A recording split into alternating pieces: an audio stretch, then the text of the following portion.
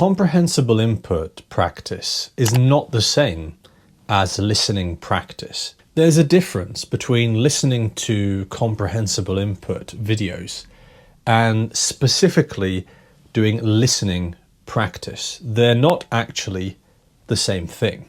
You see, the purpose of listening practice is specifically to improve your listening skills. You might listen to a short audio of English and then afterwards try to answer some questions about the audio to see what you understood about it. Another example of listening practice would be the transcription technique, whereby you listen to English, you listen to native speakers speaking at full speed, and then you try your best to write down every single thing that they say. This is the kind of thing which I would consider listening practice, as in you're specifically trying to get better at listening to English and understanding fast English and understanding different accents and so on.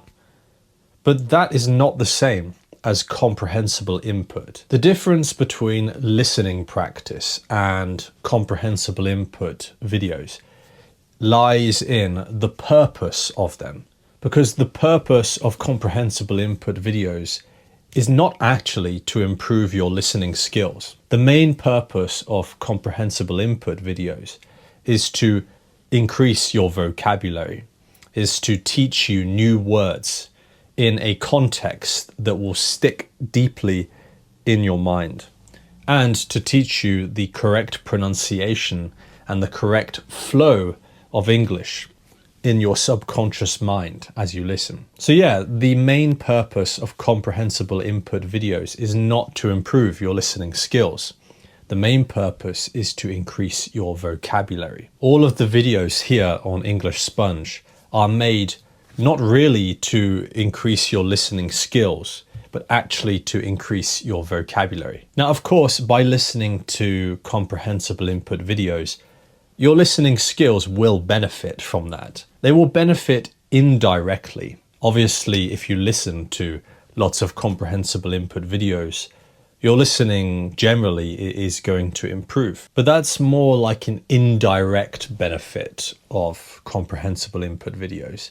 The main benefit of watching comprehensible input is to grow your vocabulary and to subconsciously start to absorb English, so that when you speak English, you will speak in a very natural way. That's why in my B2 upper intermediate videos, I don't speak really quickly, because then it's not a B2 listening exercise, it's B2 comprehensible input, and those two things are not the same.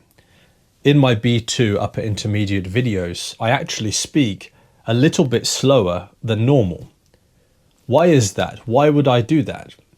The reason is because the main purpose of these B2 upper intermediate videos is to teach you advanced vocabulary in a way which will really click in your head, so that later on you can then feel like you understand this vocabulary and you can use this vocabulary. So that's the main point of this video.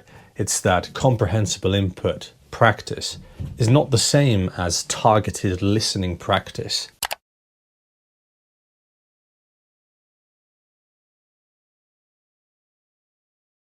But just as a side note, if you do want to improve your ability to understand native speakers, the best thing you can do is to grow your vocabulary. Now, this is something that actually a lot of people get wrong. Most people assume that if you can't understand a native speaker of English, then it must be because they were talking really fast, or it must be because they have an accent that you don't really know very well. But that's usually not the reason. To be honest, in the majority of cases, the reason you can't understand a native speaker is because they are using vocabulary that you haven't learned yet. That is by far the most common reason for you not to be able to understand a native speaker. It's not the speed, It's not the accent, it's that they are using words that you don't know. And so you can't recognize those words because you don't know them. It's simple. Obviously, if a native speaker talks fast, that does make things a bit more difficult because you get less time to think about what they said. If a native speaker uses an accent that you're not familiar with, like a Scottish accent or an Irish accent, yes, that can cause problems. But those things, the speed and the accent, really it's only really 30% or so of cases where you find it hard to understand somebody that actually that's the problem. In most cases, it's because you don't know the vocabulary that they're using. I'm going to demonstrate this by giving you 2 examples. In the first example, I'm going to talk really quickly, but I'm going to use simple vocabulary. In the second example, I'm going to talk really slowly, but I'm going to use advanced vocabulary. Let's see which one you can understand. Here we go. Yesterday I went to the supermarket and I went in and I bought lots of things. I bought some apples, bought some bananas, bought some oranges, and the whole thing cost around £50. £50, can you believe it? It's so expensive, so expensive. Anyway, I bought all that food and then I went home in my car and then I had my dinner when I got home. Okay, could you understand everything I said there? You tell me in the comments section, okay?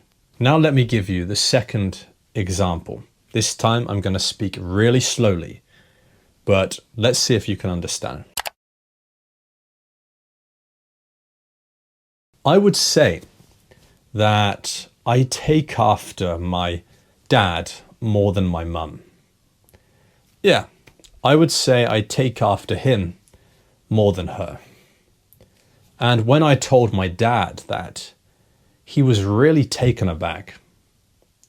When I told my dad that I thought that I take after him more than my mum, he was really taken aback when I said that.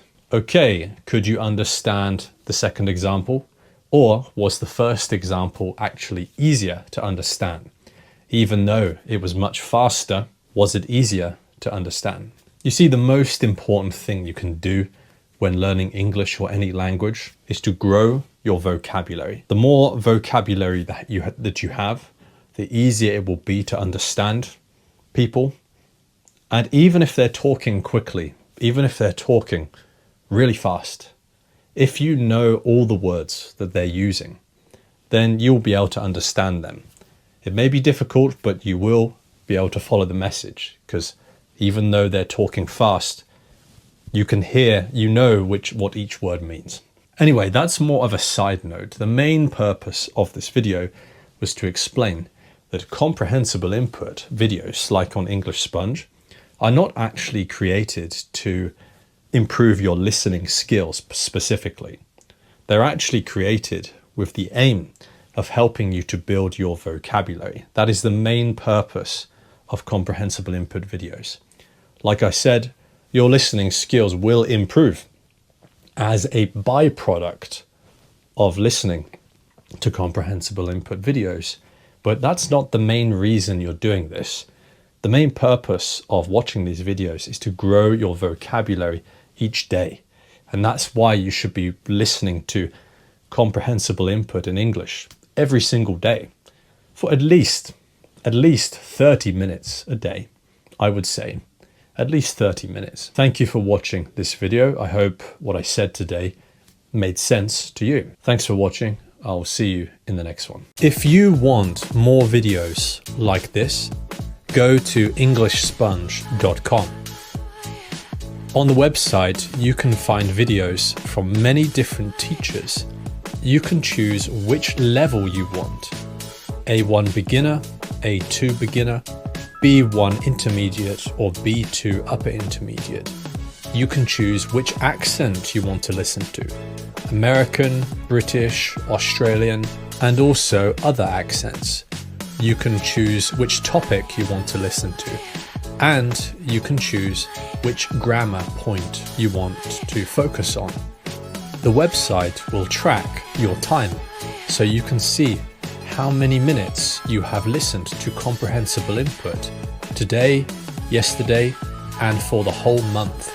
So go to englishsponge.com. The link is in the description of the video.